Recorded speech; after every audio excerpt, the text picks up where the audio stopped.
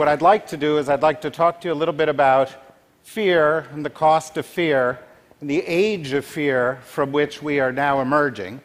I would like you to feel comfortable with my doing that by letting you know that I know something about fear and anxiety. I'm a Jewish guy from New Jersey. I could worry before I could walk. Yeah, please applaud that. Thank you.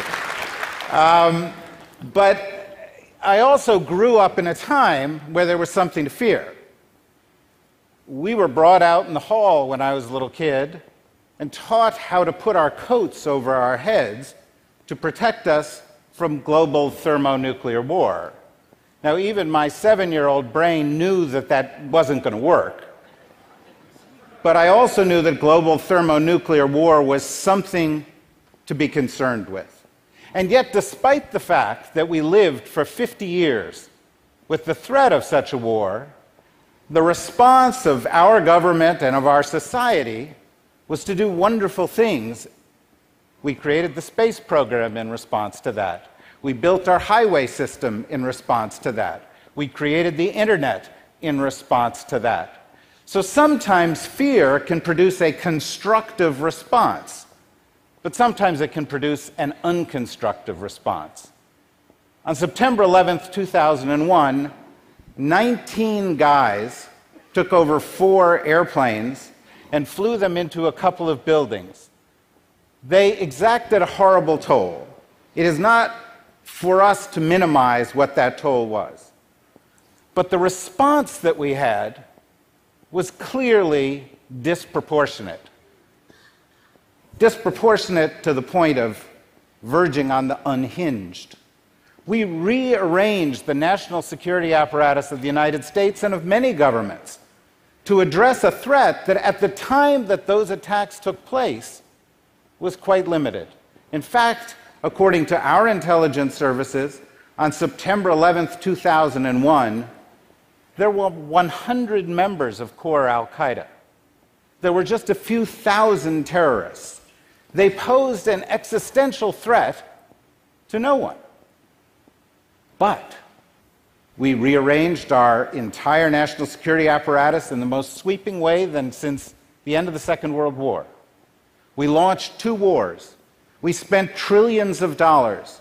We suspended our values. We violated international law. We embraced torture. We embraced the idea that if these 19 guys could do this, anybody could do it. And therefore, for the first time in history, we were seeing everybody as a threat. And what was the result of that?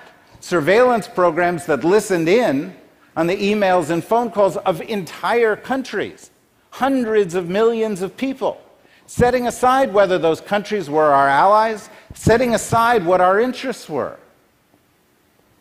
I would argue that 15 years later, since today there are more terrorists, more terrorist attacks, more terrorist casualties, this by the count of the US State Department, since today the region from which those attacks emanate is more unstable than at any time in its history, since the flood, perhaps, we have not succeeded in our response. Now, you have to ask, where did we go wrong? What did we do? What was the mistake that was made? And you might say, well, look, Washington is a dysfunctional place. There's political food fights. We've turned our discourse into a cage match. And that's true. But there are bigger problems, believe it or not, than that dysfunction, even though I would argue that dysfunction that makes it impossible to get anything done in the richest and most powerful country in the world is far more dangerous than anything that a group like ISIS could do, because it stops us in our tracks and it keeps us from progress. But there were other problems. And the other problems came from the fact that in Washington and in many capitals right now, we're in a creativity crisis. In Washington, in think tanks where people are supposed to be thinking of new ideas, you don't get bold new ideas, because if you offer up a bold new idea, not only are you attacked on Twitter, but you will not get confirmed in a government job, because we are reactive to the heightened venom of the political debate. You get governments that have an us versus them mentality, tiny groups of people making decisions. When you sit in a room with a small group of people making decisions, what do you get? You get groupthink. Everybody has the same worldview, and any view from outside of the group is seen as a threat. That's a danger. You also have processes that become reactive to news cycles. And so the parts of the US government that do foresight, that look forward, that do strategy, the parts in other governments that do this can't do it because they're reacting to the news cycle.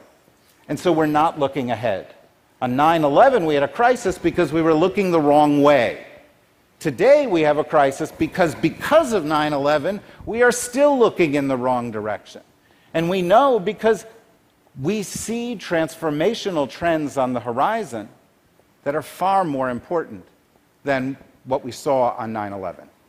Far more important than the threat posed by these terrorists, far more important even than the instability that we've got in some areas of the world that are racked by instability today.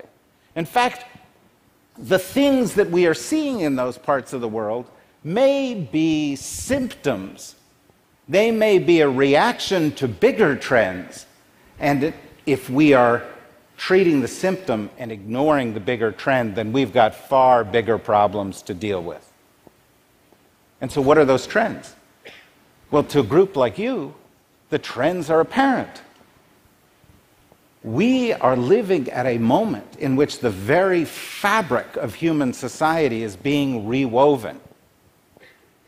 If you saw the cover of The Economist a couple of days ago, it said that 80% of the people on the planet by the year 2020 would have a smartphone. They would have a small computer connected to the internet in their pocket. In most of Africa, the cell phone penetration rate is 80%.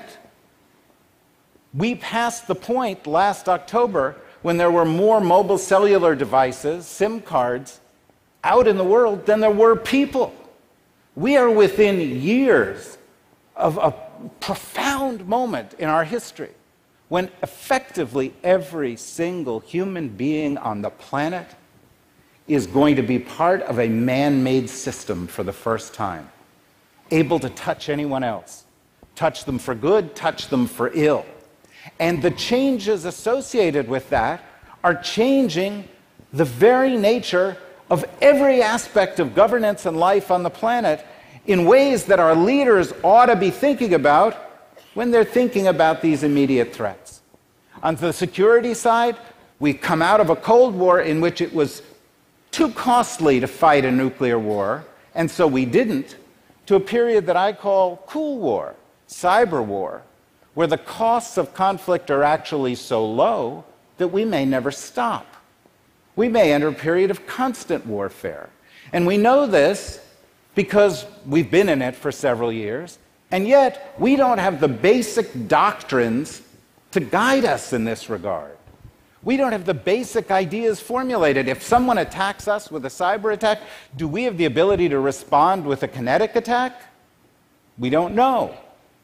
If somebody launches a cyber attack, how do we deter them? When China launched a series of cyber attacks, what did the US government do? It said, we're gonna indict a few of these Chinese guys who are never coming to America. They're never going to be anywhere near a law enforcement officer who's going to take them into custody. It's a gesture. It's not a deterrent. Special forces operators out there in the field today discover that small groups of insurgents with cell phones have access to satellite imagery that once only superpowers had. In fact, if you've got a cell phone, you've got access to power that a superpower didn't have and would have highly classified 10 years ago. In my cell phone, I have an app that tells me where every plane in the world is, and its altitude, and its speed, and what kind of aircraft it is, and where it's going, and where it's landing. They have apps that allow them to know what their adversary is about to do. They're using these tools in new ways. When a cafe in Sydney was taken over by a terrorist, he went in with a rifle and an iPad. And the weapon was the iPad. Because he captured people, he terrorized them, he pointed the iPad at them, and then he took the video and he put it on the net, and he took over the world's media. But it doesn't just affect the security side. The relations between great powers, we thought we were past the bipolar era. We thought we were in a unipolar world where all the big issues were resolved. Remember, it was the end of history. But we're not. We're now seeing that our basic assumptions about the internet, that it was going to connect us, weave society together, are not necessarily true. In countries like China, you have the Great Firewall of China. You've got countries saying, no, if the internet happens within our borders, we control it within our borders. We control the content. We are going to control our security. We are going to manage that internet. We're going to say what can be on it. We're going to set a different set of rules. Now, you might think, well, that's just China. But it's not just China. It's China, India, Russia. It's Saudi Arabia. It's Singapore. It's Brazil. After the NSA scandal, the Russians, the Chinese, the Indians, the Brazilians, they said, let's create a new internet backbone because we can't be dependent on this other one. And so all of a sudden, what do you have? You have a new bipolar world in which cyber internationalism, our belief, is challenged by cyber nationalism, another belief. We are seeing these changes everywhere we look.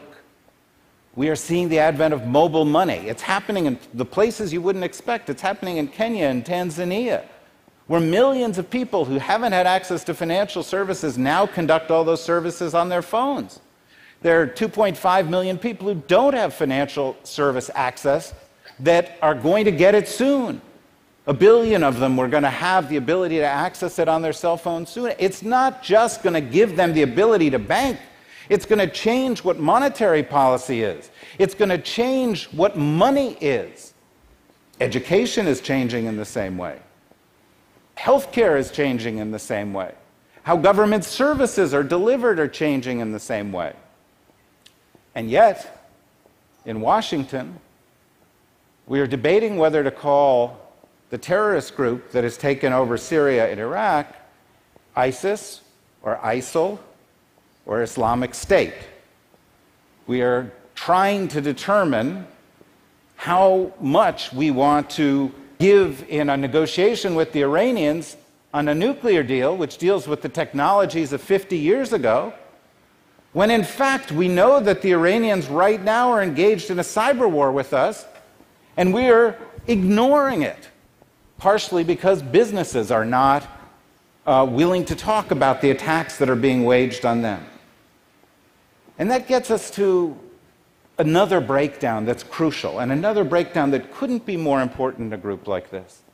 Because the growth of America and real American national security and all the things that drove progress, even during the Cold War, was a public-private partnership between science, technology, and government that began when Thomas Jefferson sat alone in his laboratory inventing new things. But it was canals and railroads and telegraph. It was radar and the internet. It was Tang the breakfast drink. Probably not the most important of those developments. But what you had was a partnership and a dialogue, and the dialogue has broken down. It's broken down because in Washington, less government is considered more. It's broken down because there's, believe it or not, in Washington, a war on science, despite the fact that in all of human history, every time anyone has waged a war on science, science has won.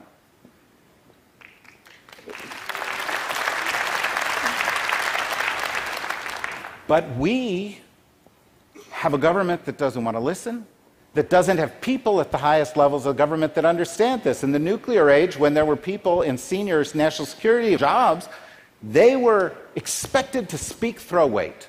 They were expected to know the lingo, the vocabulary.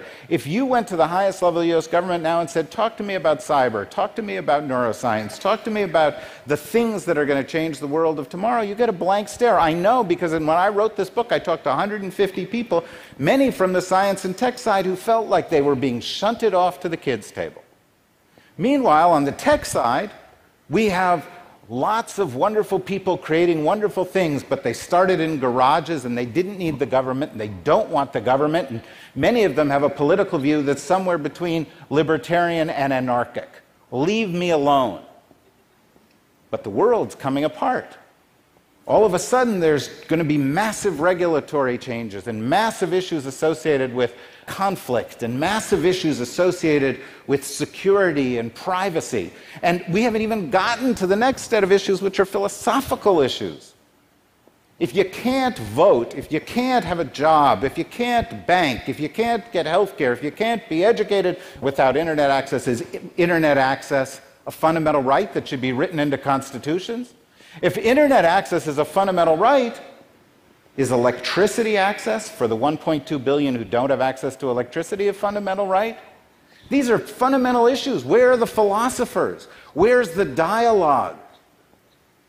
And that brings me to the reason that I'm here. I live in Washington. Pity me.